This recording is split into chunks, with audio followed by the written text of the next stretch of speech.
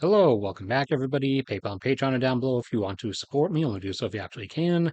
So this is going to be a really quick one, just explaining a simple concept that always comes up, particularly during election cycles, annoyingly, and is grossly misunderstood, as everybody from all sides fearmongers about the U.S. debt and about how if they don't get elected, it won't get paid off.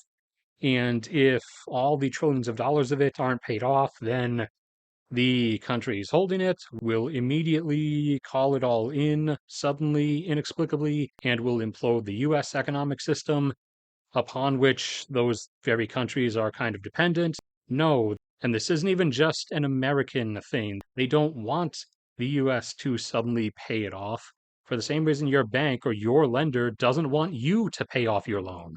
Wanting it all immediately paid off would defeat the entire purpose of the debt to begin with. Because remember, debt is a financial profiteering transaction. That's part of the reason why, and I suspect some people listening to this at some point will have encountered this in their lives. If you ever become able to and try to pay off any of your loans, whether mortgage, car loan, student loan, if you'll notice that if you actually try to suddenly pay off your entire loan early, a lot of banks and a lot of credit lenders have huge fees that you get charged with if you actually try to do that, because paying off all the debt is not actually something they want.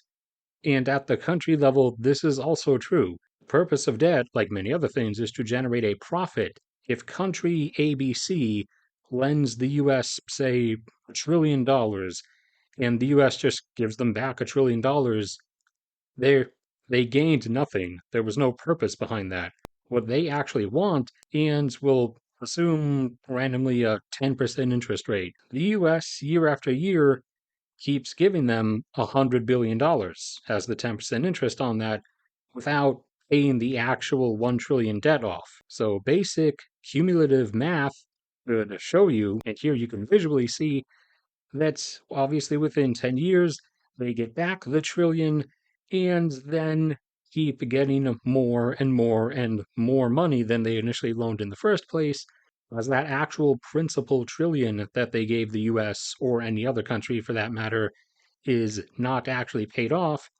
Country ABC, the one who lended the money, the US just keeps paying them a certain amount of money indefinitely forever. Hypothetical country ABC, in our example, just keeps getting another $100 billion from the US every single year, year after year, decade after decade. And then doubly remember that most other countries are not like the US, where the US government has a roughly $5 or $6 trillion per year expenditure.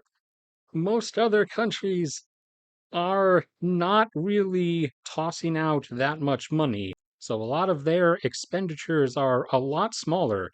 In a lot of these countries' instances, whatever amount they're getting from the US each year, as long as the debt is not paid off, is a decent proportion of their own federal funding, of the money that they spend on their own expenditure.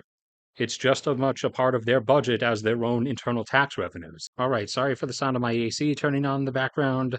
That's it for this short video, everybody. Thank you for sticking around and listening. Like if you enjoyed, subscribe if you haven't already.